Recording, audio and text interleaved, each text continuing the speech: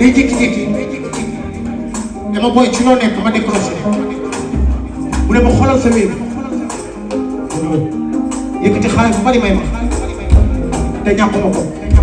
waaye olof Njaay nee na boo ñëwee doo ko dolli te koo xool li muy am doo ko dolli yow ñeewuloo ma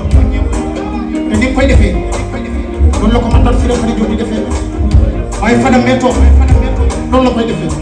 waaye moom it le 29 bii sa ngénte keroog laa lay woy ba Sénégal gi ma xam ne laay lay la laa